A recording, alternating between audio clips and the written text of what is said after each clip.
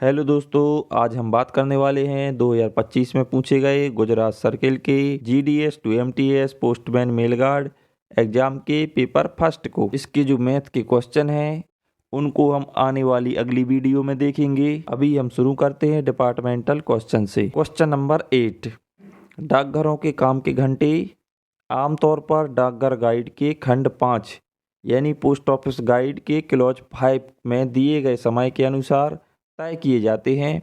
इन्हें कौन तय करता है यानी कौन निर्धारित करता है? ऑप्शन ए, उपमंडल प्रमुख यानी head of the sub division. कौन होते हैं? ASP या फिर SDI। सर्किल प्रमुख, हेड ऑफ द सर्किल।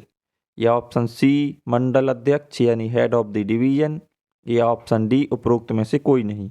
इसका सही आंसर होगा ऑप्शन बी, सर्किल के प्रमुख यानी हेड ऑफ द सर्किल। यह आंसर तो हो गया पोस्ट ऑफिस गाइड पार्ट 1 के क्लॉज 5 के अनुसार, लेकिन अब इसमें अपडेट आ चुका है। पोस्ट ऑफिस एक्ट 2024 के अनुसार पोस्ट ऑफिस का कार्य समय निर्दिष्ट करने का अधिकार अब सर्किल हेड यानी सर्किल प्रमुख, रीजनल हेड यानी क्षेत्रीय प्रमुख और डिविजनल हेड यानी कि मंडल प्रमुख निर्दिष्ट कर सकते हैं। यह कार्य समय क्या होता है? चलिए इसको भी थोड़ा देख लेते हैं। यह वह अवधि होती है जिसमें जनता या ग्राहकों के साथ कारोबार किया जाता है। इसमें लेखों की डिलीवरी और प्रेषण का समय भी शामिल है। इसके साथ साथ इसमें अधिकतम कार्य घंटे यानी मैक्सिमम वर्किंग आवर्स, कारोबारी घंटे यानी बिजनेस आवर्स, स्थानीय सुविधा यानी लोकल कन्वीनियंस, वस्तुओं के आगमन और प्रस्थान का समय यानी आइटम्स की रिसीविंग एंड डिस्पैच की टाइमिंग, और काउंटर ऑपरेशंस यानी काउंटर कार्य प्रणाली को ध्यान में रखते हुए यह कार्य घंटे निर्धारित किए जाते हैं। अभी आप जो स्क्रीन पर देख रहे हैं यह मेरे नोट्स का ही स्क्रीनशॉट है। इन्हीं नोट्स से मैं थ्योरी लेक्चर्स को पढ़ा रहा हूँ। थ्योरी लेक्चर्स की प्लेलिस्ट मैंने इसी चैनल पर बनाई हुई है, जिसे आप जाकर कंप्लीटली देख सकते हैं, वो भी बिल्कुल फ्री में। चलिए क्वेश्चन नंबर 9 को देखते हैं। कैंप में एक अधिकारी को एक विशेष बैग मिला जिसमें एक साधारण पार्सल, एक मनी ऑर्डर और कुछ पंजीकृत पत्र थे। इस कार्यवाही में क्या गलत था? ऑप्शन ए, कुछ भी गलत नहीं। ऑप्शन बी, पंजीकृत वस्तुओं को पंजीकृत बैग में भेजा जाना चाहिए। ऑप्शन सी, साधारण पार्सल और मनी ऑर्डर विशेष बैग में नहीं भेजे जाने चाहिए। या ऑप्शन डी, विशेष बैग में उपरोक्त में से कोई भी लेख नहीं होना चाहिए। इसका सही आंसर है ऑप्शन सी, साधारण पार्सल और मनी ऑर्डर विशेष बैग में नहीं भेजे जाने चाहिए। इसमें एक टर्म आया है स्पेशल बैग। स्पेशल बैग क्या होते हैं? यह वे बैग होते हैं जो सरकारी उच्च अधिकारियों को उनके दौरे के दौरान यानी कि जब भी वो बाहर कहीं जाते हैं अपना हेड क्वार्टर को छोड़ के, तो उनके लिए जो पत्र आदि होते हैं वह स्पेशल बैग के माध्यम से ही भेजे जाते हैं। एक बैग और होता है कैंप बैग। कैंप बैग वो बैग होते हैं जिसमें सरकारी दस्तावेज और फाइलें सरकारी उच्च अधिकारियों के कैंप में या शिविरों में डायरेक्ट भेजी जाती हैं। कैंप बैग और स्पेशल बैग के बारे में एग्जाम में अक्सर पूछा जाता है, तो इसे अच्छे से ध्यान रखें। निम्नलिखित सर्कल डिवीजन क्षेत्र या उनके सर्कल मुख्यालय से मिलान करें, यानी ABCD को PQRS से मिलान करना है। अरुणाचल प्रदेश का मुख्यालय कहाँ पर है? पहले तो हमें यह पता होना चाहिए कि अरुणाचल प्रदेश कौन से सर्किल में आता है, क्योंकि हमने इसे पहले लेक्चर या दूसरे लेक्चर में ट्रिक के माध्यम से याद किया था। ATM MMN इस सर्किल में आता है नॉर्थ ईस्ट सर्किल में। नॉर्थ ईस्ट सर्किल में ATM से मतलब अरुणाचल प्रदेश, T से त्रिपुरा, M से मेघालय, अगले M से मिजोरम, एक M और है उससे हो गया मणिपुर, और N से नागालैंड। कि नॉर्थ ईस्ट का मुख्यालय कहाँ पर है? शिलोंग में। यह भी हमने याद किया था। गोवा कौन से सर्किल के अंतर्गत आता है? महाराष्ट्र। और महाराष्ट्र का मुख्यालय कहाँ पर है? मुंबई। यानी कि ए का तो R हो गया। ए का R किस में है? B, C और D तीनों में है। और गोवा B का क्या हो गया? Q। यह B का Q कौन कौन से ऑप्शन में है? C और D में। अब देखते हैं पंजाब का मुख्यालय कहाँ पर है? चंडीगढ़। यानी कि C का हो गया P। यह कौन से ऑप्शन में है? ऑप्शन D में। अब लास्ट बचा है हरियाणा। हरियाणा का है अंबाला। यह तो ऑटोमेटिक सही हो ही जाएगा। वैसे हरियाणा का हेडक्वार्टर अंबाला में होता है, इसे मैंने ट्रिक से याद कराया था वो थ्योरी लेक्चर्स में, तो आप थ्योरी लेक्चर्स जरूर देखें। सही आंसर क्या होगा? Option D. Question number 11, franking machine में केवल एक लाइसेंस डाई की अनुमति है, लेकिन एक वैल्यू डाई की एक से अधिक इम्प्रेशन की अनुमति है। क्या यह कथन सही है? हाँ, यह कथन सही है। फ्रैंकिंग मशीन में लाइसेंस डाई की एक इम्प्रेशन और वैल्यू डाई की एक से अधिक इम्प्रेशन हो सकती है। ऑप्शन ए, यह कथन सही है। क्वेश्चन 12, यदि पार्सल में एक से अधिक संचार पाए जाते हैं तो प्रत्येक संचार को डिलीवरी पर किस दर से चार्ज किया जाएगा? Option A, single letter postage, option B, double letter postage, option C, एकल पार्सल पोस्टेज या ऑप्शन डी, पंजीकृत पार्सल पोस्टेज। इसका सही आंसर है option B, double letter postage. इसे थोड़ा और डिटेल में समझ लेते हैं। अगर कोई ग्राहक अपने पार्सल के साथ एक से अधिक लिखित संचार भेजता है तो प्रत्येक लिखित संचार पर उनके वजन के अनुसार अलग अलग पत्र डाक का दुगना डाक शुल्क लिया जाएगा। क्वेश्चन नंबर 13, एक पंजीकृत समाचार पत्र प्रकाशक कोविड-19 के कारण समय पर अपने समाचार पत्र पोस्ट नहीं कर सका। अन्य अनुमोदित तिथि प्राप्त करने के लिए उसे किसे लिखना चाहिए? Option A, postmaster general, option B, डाकघरों के वरिष्ठ अधीक्षक यानी senior superintendent of post offices या आरएमएस के वरिष्ठ अधीक्षक यानी आरएमएस के एसपी को, या ऑप्शन डी, बुकिंग कार्यालय के पोस्टमास्टर को। इसका सही आंसर होगा ऑप्शन बी, डाकघरों के वरिष्ठ अधीक्षक यानी senior superintendent of post offices. Postmaster general को शॉर्ट में पीएमजी कहते हैं। Senior superintendent of post offices को एसएसपी या फिर एसएसपी ओएसबी कहते हैं। सीनियर सुपरिटेंडेंट ऑफ आरएमएस को एसएसआरएम कहते हैं। क्वेश्चन नंबर 14, एक डाकघर के काउंटर पर बुक किए गए लेखों के निरीक्षण के दौरान निरीक्षण प्राधिकारी ने एक अंधे छात्र को डाक द्वारा अंधा साहित्य यानी ब्लाइंड लिटरेचर भेजते समय डिग्री कॉलेज से एकत्र की गई राशि का उल्लेख किया। इनमें से कौन सही ढंग से एकत्र किया गया था? ऑप्शन ए, पंजीकरण शुल्क यानी रजिस्ट्रेशन फीस, ऑप्शन बी, डाक शुल्क यानी postage fees, option C, air surcharge या ऑप्शन डी, उपरोक्त सभी या ऑल ऑफ दी अबव। तो इसका सही आंसर क्या होगा? इसका सही आंसर होगा ऑप्शन सी, एयर सरचार्ज। यह सही आंसर क्यों होगा? क्योंकि ब्लाइंड लिटरेचर पर रजिस्ट्रेशन फीस, पोस्टेज फीस ये सब तो लगते ही नहीं है, बस एयर सरचार्ज लगता है, तो वही बस एकत्र कर सकते हैं। क्वेश्चन नंबर 15, पुस्तक पैकेट में नहीं हो सकता यानी बुक पैकेट में क्या नहीं हो सकता? ऑप्शन ए, मुद्रित संगीत पुस्तकें, ऑप्शन बी, मुद्रित परिपत्र, ऑप्शन सी, मुद्रित पत्रिकाएं या ऑप्शन डी, खाली चर्म पत्र। मुद्रित संगीत पुस्तकें, मुद्रित पत्रिकाएं और खाली चर्म पत्र हो सकते हैं। मुद्रित परिपत्र यानी प्रिंटेड सर्कुलर नहीं हो सकते, तो सही आंसर होगा ऑप्शन बी, प्रिंटेड सर्कुलर्स या मुद्रित परिपत्र। वैसे अब इसका नाम अपडेट हो चुका है। Book packet containing printed books, pattern and sample packet, इन सबको मर्ज करके अब एक कैटेगरी बुक पोस्ट बनाई गई है। और बुक पोस्ट में क्या क्या भेज सकते हैं? इसमें books, cards, magazines, journals, publications, papers, seat, bills, invoices, reports, documents में कमर्शियल, लीगल और पर्सनल ये सब भेज सकते हैं। और इसकी अधिकतम वजन सीमा क्या है? 5 किलोग्राम। क्वेश्चन नंबर 16, ए एक पंजीकृत लेख भेजता है जिसे बाद में क्षतिग्रस्त स्थिति में वितरित किया गया था। ए कितने दिन के भीतर मुआवजे के लिए दावा प्रस्तुत कर सकता है? ऑप्शन ए, पोस्टिंग की तारीख से 10 दिनों के अंदर, ऑप्शन बी, पोस्टिंग की तारीख से 3 महीने के अंदर, ऑप्शन सी, पोस्टिंग की तारीख से 6 महीने तक या ऑप्शन डी, पोस्टिंग की तारीख से 12 महीने। सही आंसर है ऑप्शन बी, पोस्टिंग की तारीख से 3 महीने के अंदर अंदर या 3 महीने तक। क्वेश्चन नंबर 17, ए ने बी को एक पार्सल भेजा जिसके लिए डाक प्राप्त होने पर बी द्वारा भुगतान किया जाना था। जब बी लेख को स्वीकार करने से इनकार करता है और ए भी डाक शुल्क का भुगतान करने से इनकार करता है तो डाकघर क्या करेगा? ए, डाकघर लेख को तब तक रखेगा जब तक कि पोस्टेज का भुगतान नहीं किया जाता। ऑप्शन बी, डाकघर 10 दिनों के बाद लेख को नष्ट कर सकता है। ऑप्शन सी, डाकघर लेख को बी को मुफ्त में वितरित कर सकता है या ऑप्शन डी, डाकघर ए को संबोधित मेल को रोक सकता है या 7 दिनों बाद वापस भेज सकता है जब तक कि पोस्टेज का भुगतान नहीं किया जाता। तो इसका सही आंसर ऑप्शन डी ही है। डाकघर ए को संबोधित मेल को रोक सकता है या 7 दिनों बाद वापस भेज सकता है जब तक कि पोस्टेज का भुगतान नहीं किया जाता। क्वेश्चन 18, एक डाकिया 10 किलो से अधिक वजन वाले पार्सल की होम डिलीवरी का प्रयास कर सकता है। ऑप्शन ए 1 बार, ऑप्शन बी 2 बार, ऑप्शन सी हर दिन 5 दिनों के लिए या ऑप्शन डी कभी नहीं।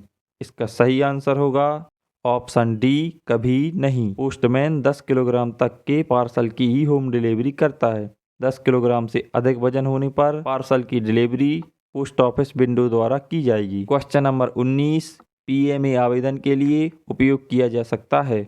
यह क्वेश्चन सही नहीं लग रहा, इसीलिए हम इसके इंग्लिश वाले क्वेश्चन को पढ़ेंगे।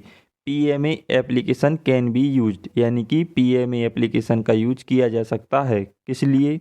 यह कथन वाला क्वेश्चन है, तो देखते हैं। पहला कथन है स्पीड पोस्ट और पंजीकृत वस्तुओं का वितरण के लिए, यह सही है। दूसरा कथन एलबीस यानी लेटर बॉक्सेस के स्थान को चिन्हित करने के लिए, यह भी सही है। तीसरा कथन पार्सल और सीओडी वस्तुओं के वितरण के लिए, यह भी सही है। और चौथा है ईएमओस की डिलीवरी के लिए, यानी इलेक्ट्रॉनिक मनी ऑर्डर की डिलीवरी के लिए, यह भी सही है। तो चारों किसमें सही हैं?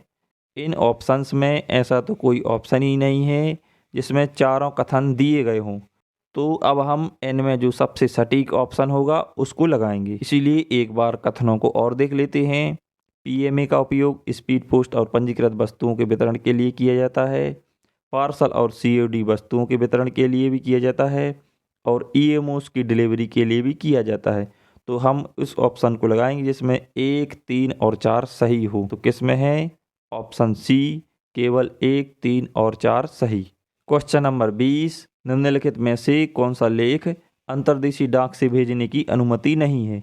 ऑप्शन ए इत्र, यह तो है। ऑप्शन बी तपेदिक का बलगम, यानी जैसे टीबी होता है तो उसकी जांच के लिए जो थूक होता है टीबी वाले रोगी का, वो भेजा जा सकता है, यह भी सही है।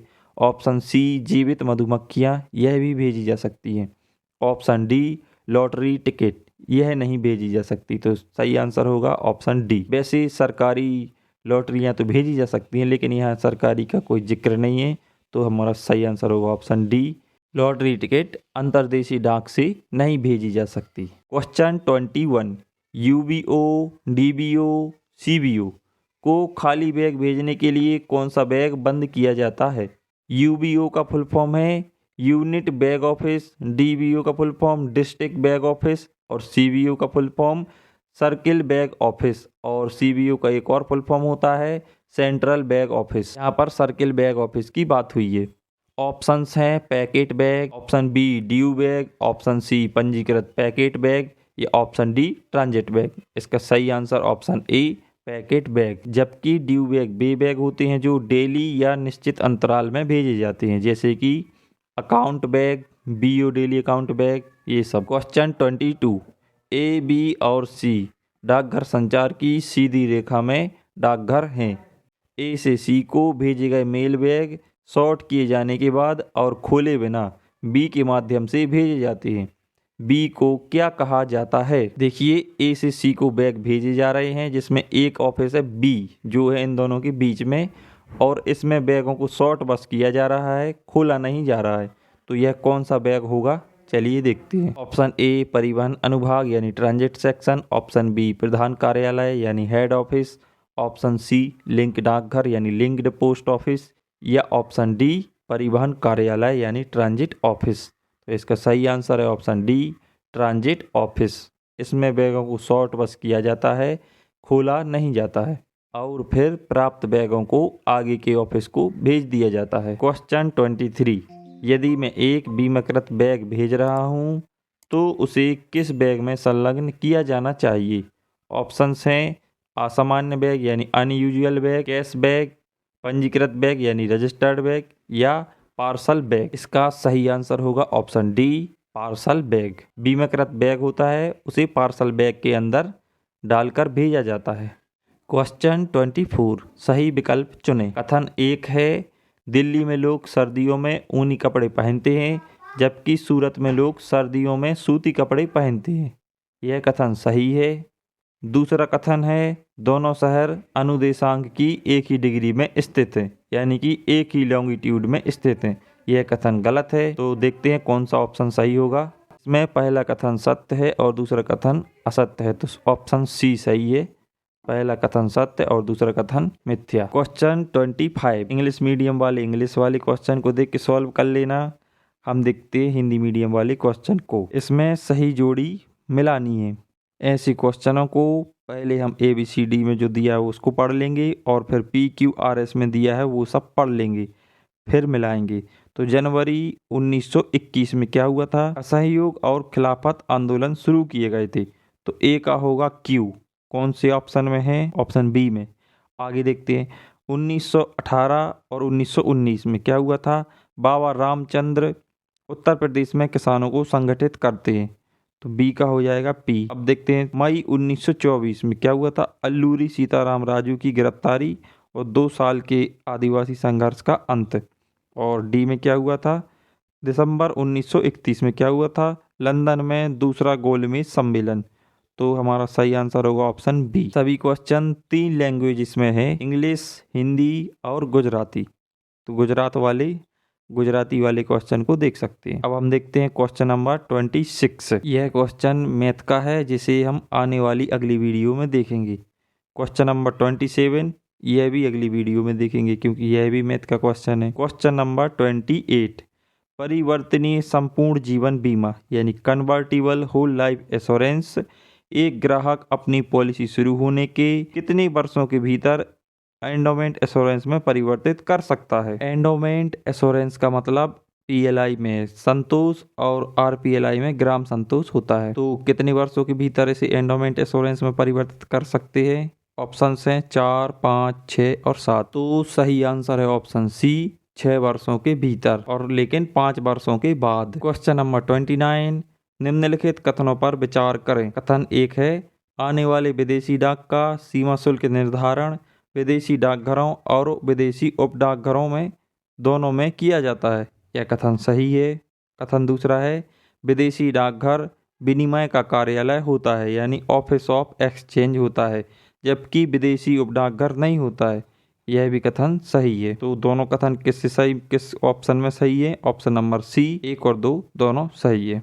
एक बार और देख लेते हैं। विदेशी डाक पर लगने वाली कस्टम ड्यूटी का निर्धारण फॉरेन पोस्ट ऑफिस और फॉरेन सब पोस्ट ऑफिस दोनों कर सकती है, और ऑफिस ऑफ एक्सचेंज केवल फॉरेन पोस्ट ऑफिस होता है, फॉरेन सब पोस्ट ऑफिस नहीं होता है। क्वेश्चन नंबर 30, निम्नलिखित कथनों पर विचार करें।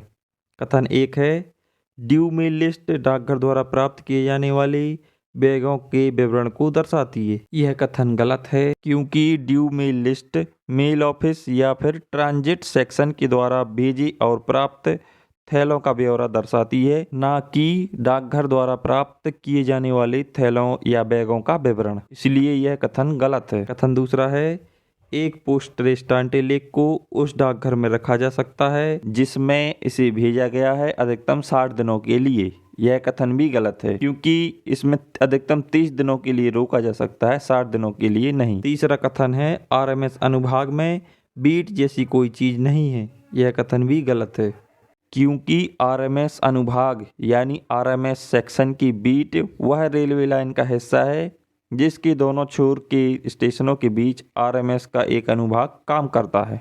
चलिए एक एग्जाम्पल से समझते हैं। यदि कोई RMS अनुभाग स्टेशन A से स्टेशन B के बीच चलता है तो स्टेशन A से B तक का रेल मार्ग उस अनुभाग की बीट कहलाएगी। अब अगर RMS सेक्शन की बात करें तो यह रेलगाड़ी में लगा एक विशेष डिब्बा होता है जो रेलगाड़ी के साथ चलता है और अपनी निर्धारित बीट के भीतर आने वाले स्टेशनों तक डाक के थैलों का आदान प्रदान करता है। इसका मुख्य काम रेल यात्रा के दौरान डाक की छटाई करना नहीं बल्कि बंद बैगों को प्राप्त करना और उन्हें सही स्टेशन पर उतारना होता है। चलिए अब अपने प्रश्न पर वापस आते हैं। चूंकि तीनों कथन गलत हैं इसलिए अपना आंसर होगा ऑप्शन डी, उपरोक्त में से कोई नहीं। क्वेश्चन नंबर 31, यदि यह पाया जाता है कि किराएदार द्वारा पोस्ट बॉक्स का दुरुपयोग किया जा रहा है तो डाकघर द्वारा क्या कार्यवाही की जा सकती है? ऑप्शन ए 5000 का जुर्माना, ऑप्शन बी पोस्ट बॉक्स का दोहरा किराया चार्ज करें, ऑप्शन सी पोस्ट बॉक्स सुविधा वापस लें या ऑप्शन डी थाने में एफआईआर दर्ज करें। इसका सही आंसर होगा ऑप्शन सी पोस्ट बॉक्स सुविधा वापस ली जा सकती है। पोस्ट बॉक्स का दुरुपयोग करने पर पोस्ट बॉक्स की सुविधा वापस ली जा सकती है। क्वेश्चन नंबर 32 ट्रायल कार्ड है। ऑप्शन ए सेवा पत्र यानी service letter, option B service post card, option C सेवा अंतर्देशीय पत्र कार्ड या ऑप्शन डी सेवा पार्सल। इसका सही आंसर होगा option B service post card. Trial card का नंबर होता है M26A। इसका इस्तेमाल वैकल्पिक डाक मार्गों में होने वाले सापेक्ष लाभ का अंदाजा लगाने या वस्तुओं के पहुंचाने में होने वाली देरी का कारण जानने के लिए किया जाता है। क्वेश्चन 33 पंजीकृत बंडल तैयार करने के लिए पंजीकृत वस्तुओं की न्यूनतम संख्या क्या है? Option A 2, option B 3, option C 4 या ऑप्शन डी 5। पंजीकृत बंडल तभी तैयार किए जाते हैं जब पंजीकृत लेखों की संख्या 2 से अधिक हो। तो न्यूनतम पूछी गई है तो 2 से अधिक 3 होगी, तो सही आंसर होगा ऑप्शन बी 3, यानी कि न्यूनतम संख्या 3 होगी तभी पंजीकृत बंडल तैयार किए जाएंगे। क्वेश्चन नंबर 34 स्टाम्प कलेक्टर निम्नलिखित से स्टाम्प एकत्र कर सकते हैं। Option A multipurpose counter, option B डाकिया या postman, option C philatelic bureau, option D philately शाखा। तो सही आंसर है ऑप्शन सी फिलैटेलिक ब्यूरो। फिलैटेली शाखा नाम की कोई चीज़ नहीं होती, फिलैटेली काउंटर होते हैं जो मुख्यतः HO में स्थित होते हैं। क्वेश्चन नंबर 35 सही उत्तर चुनें। पहला कथन है पोस्टेज के मूल्य का भुगतान रैंकिंग मशीन की छाप द्वारा किया जा सकता है। यह कथन सही है। दूसरा कथन है इसका भुगतान नकद में भी किया जा सकता है। यह कथन भी सही है। तो दोनों कथन सही हैं, तो सही आंसर होगा ऑप्शन सी 1 और 2 दोनों सही हैं। क्वेश्चन नंबर 36 विशेष बैग निम्नलिखित पर वितरित किए जा सकते हैं। ऑप्शन ए केवल कार्य दिवस, ऑप्शन बी केवल रविवार और छुट्टियां, ऑप्शन सी कार्य दिवस रविवार और छुट्टियां, ऑप्शन डी कार्य दिवस और रविवार लेकिन अन्य छुट्टियों पर नहीं। तो इसका सही आंसर है ऑप्शन सी कार्य दिवस रविवार और छुट्टियां सभी दिनों पर यह वितरित किए जा सकते हैं। क्वेश्चन नंबर 37 प्राधिकरण के बढ़ते क्रम में निम्नलिखित विभागीय पदों की व्यवस्था करें। पोस्टल बोर्ड सदस्य, पोस्टमास्टर जनरल, निदेशक, वरिष्ठ अधीक्षक और वरिष्ठ पोस्टमास्टर।